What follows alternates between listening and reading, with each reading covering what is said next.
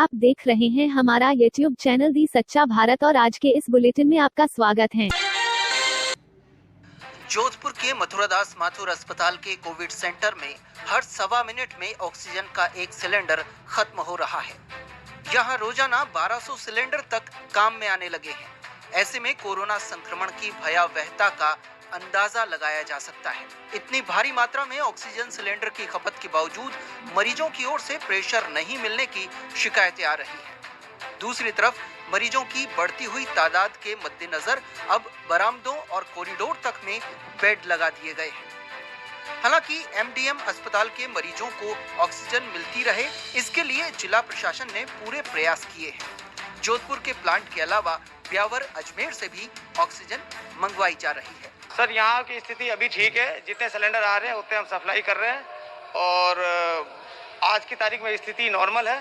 Sir, अभी consumption हमारे 1200 cylinder का कोविड के अंदर कंजप्शन खर्च हो रहा है प्रतिदिन का। Sir, liquid oxygen main plant पे 500 सिलेंडर का लोड ले रही है, जो कि हमारी मेन बिल्डिंग और एमडीएम हॉस्पिटल की ट्रोमा सारा सर्जिकल आईसीयू वगैरह संभाल रही है।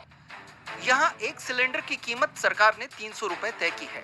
इस हिसाब से जोधपुर में रोजाना 6 से 7 लाख की ऑक्सीजन खप रही है। मेडिकल कॉलेज के प्रिंसिपल डॉक्टर एस राठौड़ का कहना है कि हालात विकट हैं, लेकिन स्थिति को संभालने के लिए भरसक कोशिशें की जा रही हैं। हमारे यहाँ ऑक्सीजन अभी नियंत्रण में है। हमारे सभी मरीजों को पर्याप्त ऑक्सीजन की मात्रा दी जा रही है और अभी मैं शीघ्र ही आज इंजीनियर से बात की है, इन हिसाब से हम 3 जनरेशन प्लांट, ताकि ऑक्सीजन बाहर से मंगाने में कभी कभी दिक्कत भी आ सकती है, तो हम खुद वातावरण से पैदा करेंगे ऑक्सीजन को। उसके लिए हम ऑक्सीजन जनरेशन 3 प्लांट लगाने वाले हैं एमडीएम में। कुल मिलाकर जोधपुर में लगातार बढ़ रहे कोरोना मरीजों ने सरकार की नींद उड़ा दी है। 4 दिनों में ही यहाँ 5745 नए रोगी सामने आए हैं। ऐसे में हर व्यवस्था कमतर और बौनी साबित हो रही है।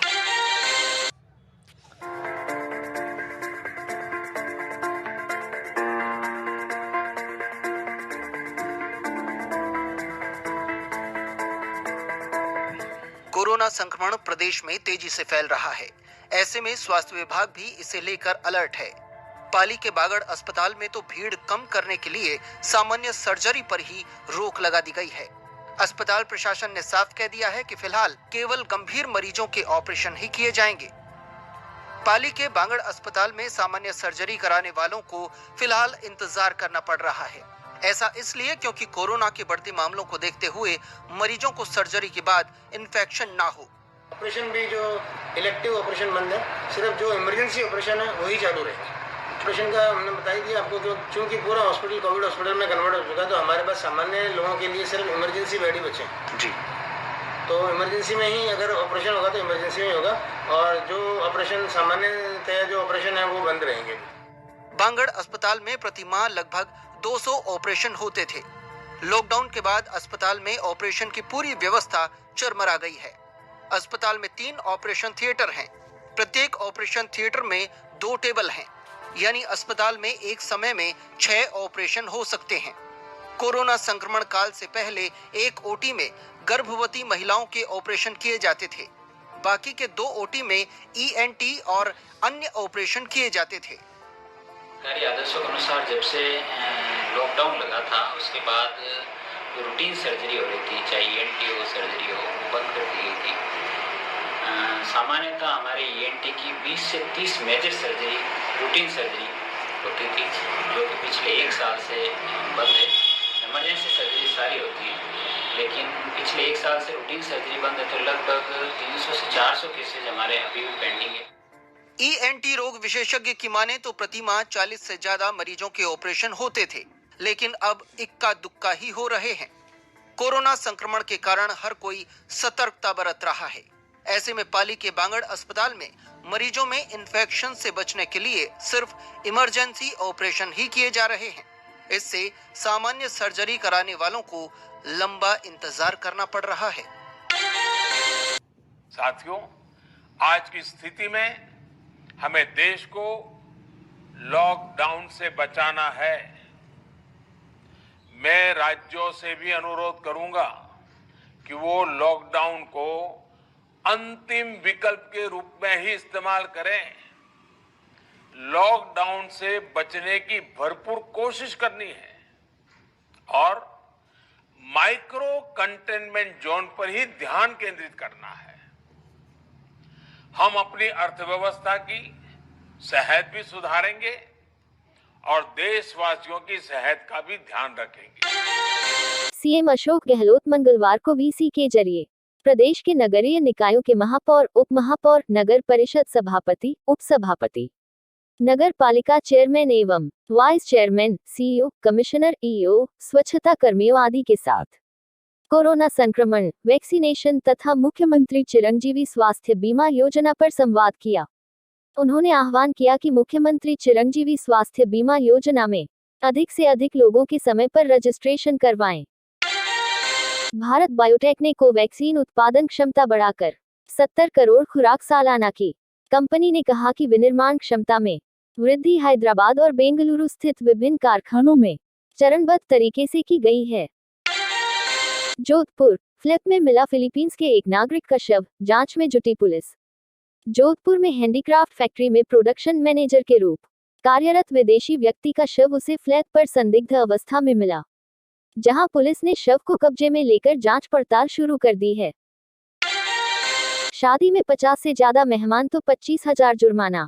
कोविड प्रोटोकॉल के उल्लंघन पर 5,000 जुर्माना। कोरोना संक्रमण के बढ़ते मामलों को देखते हुए राज्य सरकार और सख्त हो गई है।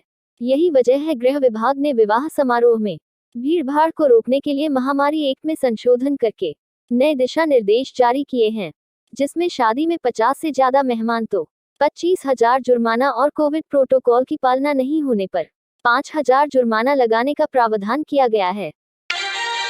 सीकर के एटीएम मशीन में आग, एटीएम में लगी आग। धमाकों से बैंक में बैठे लोगों को हुई जानकारी। 3 दिन पहले डाले थे 20 लाख रुपए, कल शोकेस खोलेंगे इंजीनियर। बीकानेर में मंगलवार को मौसम ने अचानक पलटा खाया और सुबह शुरू हुई बूंदाबांदी के बाद दिन भर जहां ठंडी हवाओं का दौर रहा, वहीं देर शाम बीकानेर के बज्जू क्षेत्र के रणजीतपुरा और गज्जेवाला गांव में जमकर ओलावृष्टि हुई और नींबू के आकार के ओले गिरे और रेगिस्तानी इलाके में पूरी तरह से बर्फ की चादर देखने को मिली। वहीं मौसम विभाग का कहना है कि आने वाले 1-2 दिनों तक बीकानेर में ओलावृष्टि और बारिश का दौर देखने को मिल सकता है। हालांकि बारिश के चलते गर्मी का असर कम हो गया है, लेकिन ओलावृष्टि के चलते किसानों को भी नुकसान होता नजर आ रहा है। जेल प्रशासन अब अच्छे कैदियों को रोजगार के अवसर मुहैया करा रहा है और दुर्दांत कैदियों को सही ठिकाने भी लगा रहा है। जी हां, ऑपरेशन फ्लश आउट के जरिए राजस्थान जेल विभाग ने उन कैदियों का नेटवर्क तोड़ दिया है जो जेल से मोबाइल के जरिए आपराधिक नेटवर्क का संचालन कर रहे थे। ऑपरेशन के तहत अब तक 150 मोबाइल फोन जेलों से बरामद किए गए हैं। हार्डकोर कैदियों को शिफ्ट करने का कदम भी उठाया गया है। एक तो ये जो मोबाइल का संचालन कर रहे थे जेलों से, और जिसकी वजह से जेलें आपराधिक गतिविधियों का अड्डा बनती जा रही थी, तो जब से ऑपरेशन फ्लश आउट चला है, करीब हमने 150 मोबाइल जो जेल में ऑपरेट हो रहे थे वो रिकवर कर दिए हैं। और पुलिस ने भी एक राहत की सांस ली है कि वहां से अब जेलों से आपराधिक गतिविधियों की सूचना लगभग नगण्य हो गई है। और इसके साथ ही जो इस तरह की घटनाएं करते थे, जो माफिया डॉन की तरह काम करते थे, जो जेलों में मठाधीश बने हुए थे, इस तरह के दुर्दांत कैदियों को, हार्डकोर बंदियों को हमने स्थानांतरित किया गया है। ऐसा नहीं है कि जेल प्रशासन का ध्यान नकारात्मक पक्ष की ओर ही है। जिन कैदियों का व्यवहार अच्छा है, जो कैदी मेहनती हैं, उन्हें अच्छे व्यवहार का प्रतिफल भी मिल रहा है। ऐसे 1349 कैदियों को रिहा किया गया है। साथ ही कैदियों को रोजगार भी उपलब्ध कराया जा रहा है। अभी हाल ही में हमने 1349 बंदियों को, जिनका आचरण अच्छा था, उनकी लगभग 16.5 साल की सजा पूर्ण हो गई थी, उनको हमने रिहा किया है। अभी बंदियों के लिए पेट्रोल पंप की योजना जो है, जिसमें कि बंदी ही पेट्रोल दे रहे हैं और उसका प्रॉफिट भी बंदियों के कल्याण में यूज हो रहा है, इस तरह की स्थिति भी हमने चालू करवाई है। बंदियों को ज्यादा से ज्यादा उद्योग धंधों में लगाया जा रहा है। जेलें इंसान को सुधरने का मौका देती हैं, लेकिन कुछ अपराधी जेल को भी अपराध का अड्डा बना देते हैं। ऐसे में जेल प्रशासन न केवल कैदियों को बेहतर भविष्य के लिए प्रेरित कर रहा है, बल्कि जेल में चल रहे अपराध के नेटवर्क को भी तोड़ रहा है। और ऐसे ही नए अपडेट पाने के लिए द सच्चा भारत चैनल को सब्सक्राइब कीजिए। धन्यवाद।